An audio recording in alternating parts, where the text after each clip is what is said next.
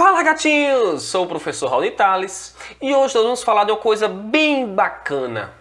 Física versus coronavírus. E aí, o que os físicos estão fazendo para ajudar a combater o coronavírus? Você sabe? Tá querendo saber? Então eu volto já!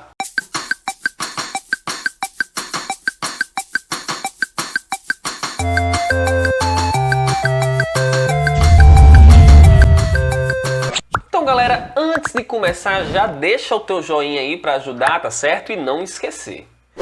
Nós sabemos, vocês sabem que vários cientistas de várias áreas estão trabalhando incansavelmente na tentativa de encontrar uma vacina para o coronavírus.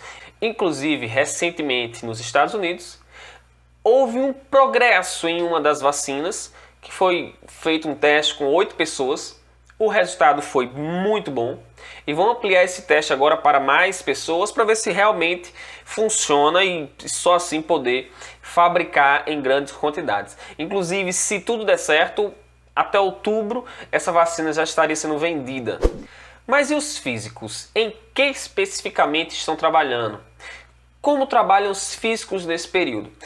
Vale logo de cara deixar claro que a ciência ela trabalha junto, tá certo? Quando você vai lá e vê pesquisadores, cientistas trabalhando naquilo dali contra o Covid-19, então são físicos, químicos, biólogos, são vários cientistas de várias áreas trabalhando em conjunto, não só o físico, não só o químico, tá certo? Mas claro, cada um trabalhando em sua área específica.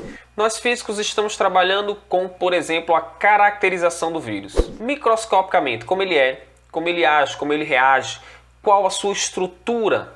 Então essa é a primeira forma, a primeira frente que os cientistas, que os físicos estão trabalhando. Segundo, contágio, como esse vírus se multiplica, como que ocorre a propagação, o contágio do vírus. Inclusive passou recentemente no jornal que os cientistas eles foram analisar, foram buscar os rastros de uma propagação inicial do coronavírus. E chegaram a um restaurante onde tinha um grupo sentado em uma certa posição de frente ao ar-condicionado e o vento que batia do ar-condicionado arrastava esse vírus daquele cara que estava contaminado e somente as pessoas que ficaram ali na frente, naquela convecção do ar que sobe e desce do ar-condicionado, que vai e volta, somente aquele pessoal se contaminou. Então, a física também está atuando aí. E, por fim, as redes complexas de computação, que juntamente com a matemática e a estatística, vão trabalhar nas probabilidades da propagação do vírus e do que poderia ter sido feito. Vou mostrar bem bacana isso lá na frente. Então, na primeira delas, para conhecer o vírus, os físicos estão utilizando uma técnica chamada difração de raio-x. E o que é, professor, essa difração de raio-x? Antes de continuarmos no assunto, eu vou parar para explicar melhor o que é a difração de raio-x.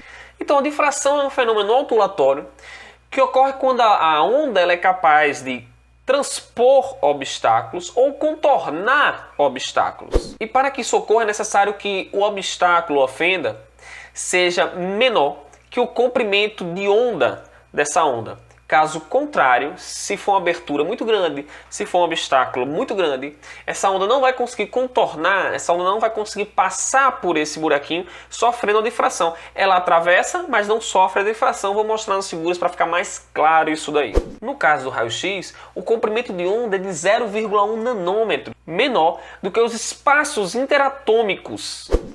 No início do século XX, quando foi trabalhado isso, era praticamente impossível a criação de uma rede de difração nanométrica. Foi a genialidade de Laue que nos conduziu à difração de raio-x, utilizando para isso estruturas cristalinas como rede de difração.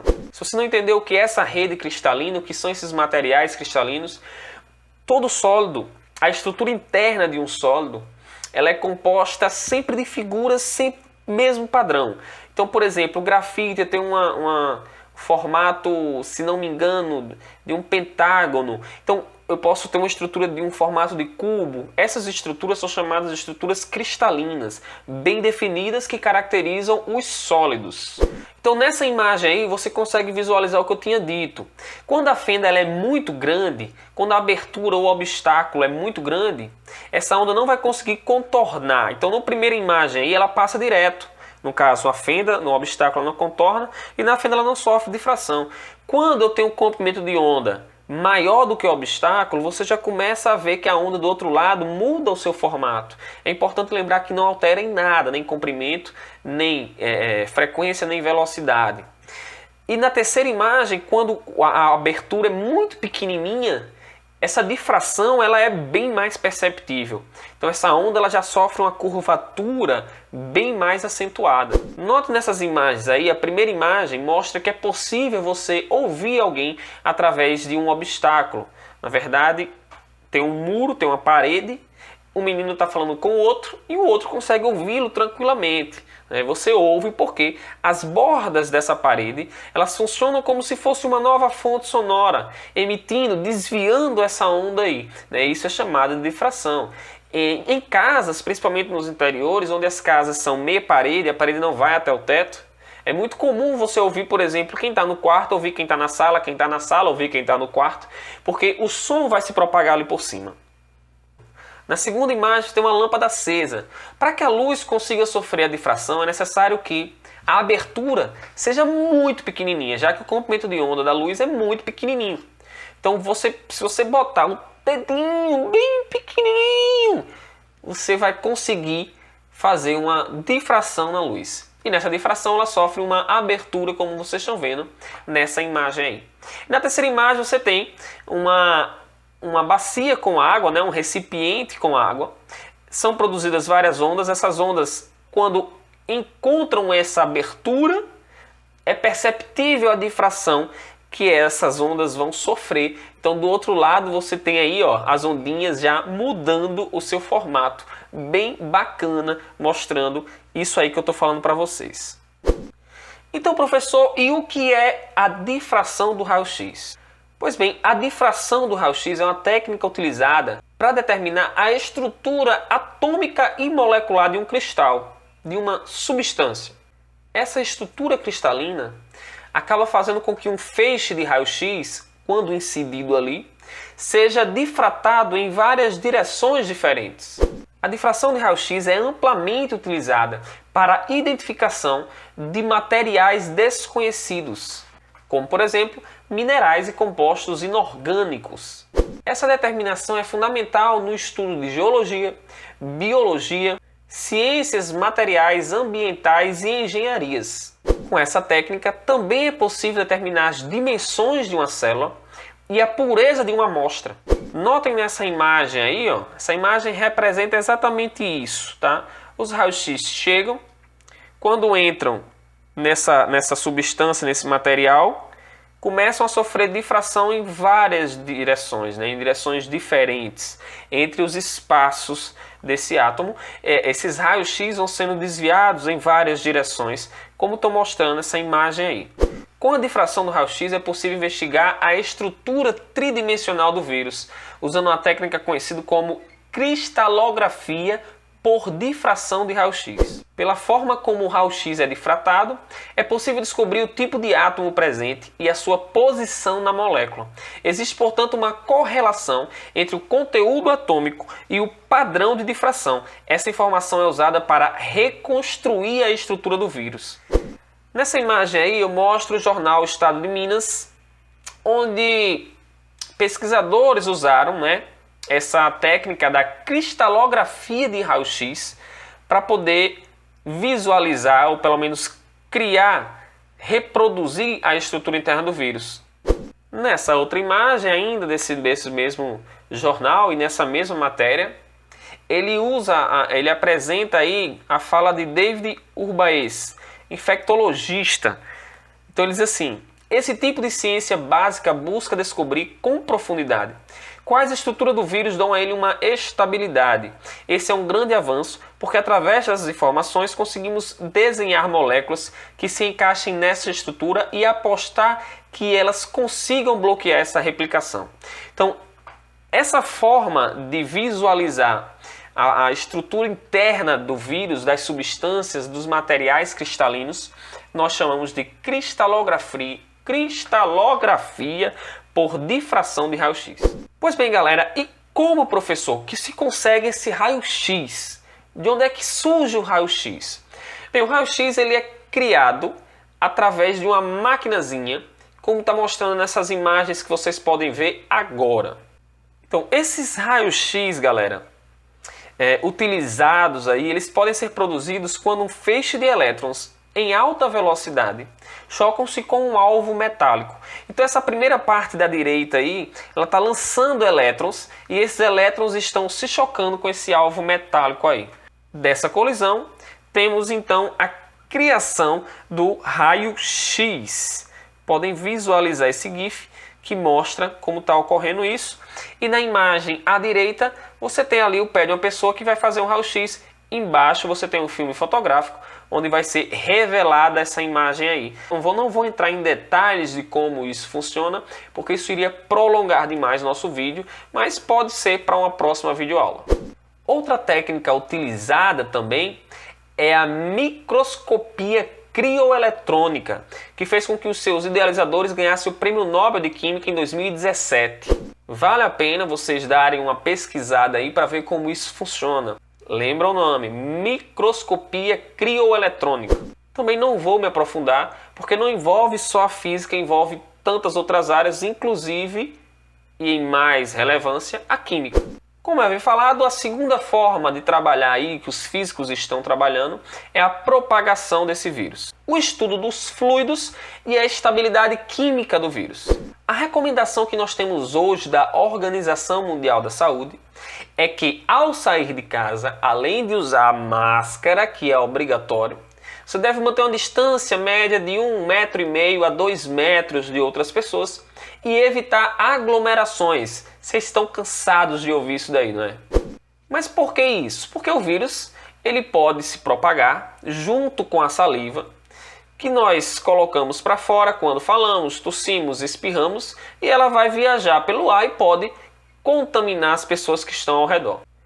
Porém, um artigo publicado no periódico JAMA, em 26 de março, pela cientista Lídia Bourouiba, do MIT, nos diz algo diferente. Ela diz que o vírus ele pode se propagar até uma distância de 8 metros. Isso mesmo, 8 metros, não só 2 metros. Lógico que vários fatores têm que ser levados em consideração, como temperatura, vento, velocidade do vento, se está a favor, se está contra esse vento. Tudo isso vai influenciar nessa propagação. Segundo ela, o perigo está na formação de nuvens gasosas, que são formadas por partículas menores, que acabam se movimentando no ambiente, como ela apresenta nesse vídeo que eu estou mostrando agora para vocês.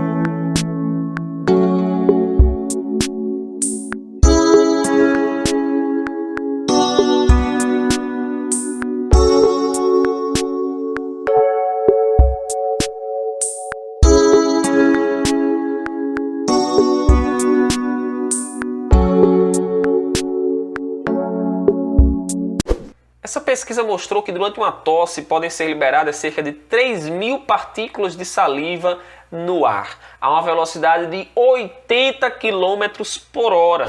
Já em um espirro, são liberadas aproximadamente 40 mil gotículas que saem do seu narizinho a uma velocidade de impressionantes 160 km por hora. Ou seja, os parâmetros utilizados pela OMS para esses 2 metros são bem ultrapassados.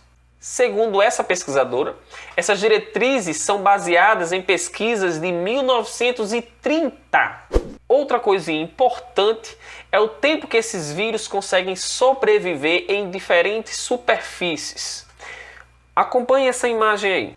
Aqui você consegue visualizar que, por exemplo, no aço inoxidável e no plástico, ele consegue sobreviver por até cerca de 3 dias.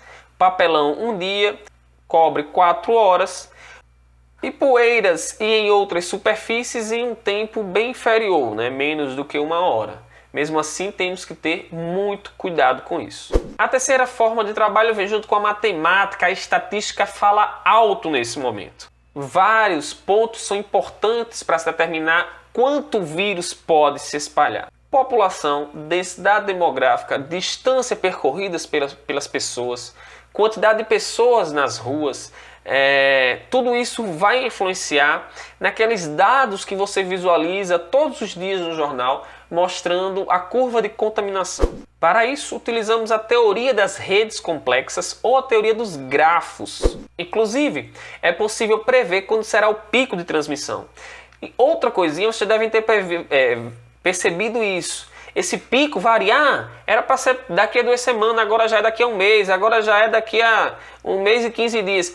Porque isso vai variando muito, são vários dados, não é preciso, não tem como eu dar com exatidão isso, porque eu tenho muitas variáveis, não é uma só variável, são muitas variáveis. É como a previsão do tempo, não dá para você dar com exatidão que vai chover naquela cidade ali, porque tem muita coisa que influencia naquilo. Então são várias informações que são jogadas ali e o cara vai tentar lhe dar um retorno daquilo tudo. Então esse carinha que vocês estão vendo aí, ele é o Wesley Cota. Ele é doutorando de Física da Universidade Federal de Viçosa e faz um doutorado sanduíche na Espanha. E ele estuda redes complexas. Esse trabalho é dele e ele tem uma coisa muito bacana, um trabalho muito bacana. Eu vou deixar o link lá embaixo para vocês acompanharem toda essa evolução, esse desenvolvimento do vírus, essa propagação do vírus.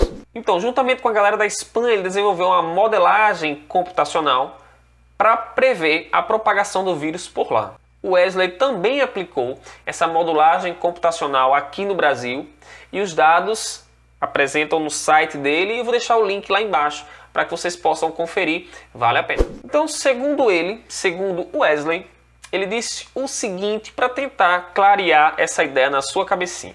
Podemos considerar o modelo SIR, no qual as pessoas são divididas em grupos de suscetíveis, infectadas ou recuperadas, e elaborar equações que descrevam como ocorre a transição de um estado ao outro. Para isso, podemos também introduzir uma estrutura que diz como ocorrem os contatos entre as pessoas, por meio de uma rede complexa, mediante as possíveis interações que levam ao contágio da doença por toda a população. Beleza? Acho que deu para entender mais ou menos a quantidade de coisa complexa que tem aí por trás.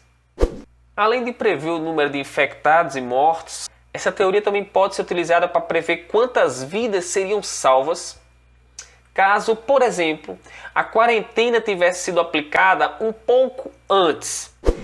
Essa imagem aí representa o jornal O Globo e traz exatamente isso, Demora em decretar o lockdown causou ao menos pelo menos 36 mil mortes nos Estados Unidos. Então ele vai mostrar, caso isso tivesse sido feito um pouco antes, muitas vidas poderiam ter sido salvas. Os pesquisadores da Universidade de Colômbia afirmaram que se esse afastamento social tivesse ocorrido 1 semana antes, vocês sabem que, por exemplo, em Nova York, demoraram demais até implantar a quarentena. Se isso tivesse ocorrido 1 semana antes, nós teríamos salvo 36 mil pessoas. Se esse isolamento tivesse ocorrido em até 2 semanas antes, nós poderíamos ter salvo até 83% das pessoas que morreram. Isso daria algo em torno de 54 mil pessoas no total. Hoje, dia 22 de maio, o coronavírus já matou cerca de 95 mil pessoas nos Estados Unidos. Então, caso isso tivesse sido implementado, a quarentena, o lockdown, tivesse implementado uma semana antes, 2 semanas antes, o número de mortes seria bem menor do que isso daí. Inclusive em Nova York, que foi muito afetado. Bem, galera, então é isso. Tentei mostrar para vocês um pouco da atuação da física nesse período que nós estamos enfrentando. Se você sabe de mais alguma coisa que possa somar a nossa conversa, deixa no comentário lá embaixo para a gente discutir. Isso é bem bacana, isso é importante. É sempre importante divulgar dados reais e de fontes seguras, tá, gente? Por favor, vamos tentar evitar essas fake news aí. Então, galera, fiquem em casa, lavem bem as mãos. Se forem sair, usem máscara e mantenham sempre distância da galera. E agora vocês sabem que são 2 metros, né? Beleza, galera? Se vocês gostaram do vídeo, dá um joinha aí, compartilha com os amigos, vamos divulgar o canal, vamos nos ajudar. Se inscreve, ativa o sininho, que eu tô sempre publicando e sempre que eu publicar vai chegar para você a notícia lá. Olha, vai lá que o Gatinho publicou vídeo novo, hein? Valeu, galera, fica com Deus e até a próxima aula.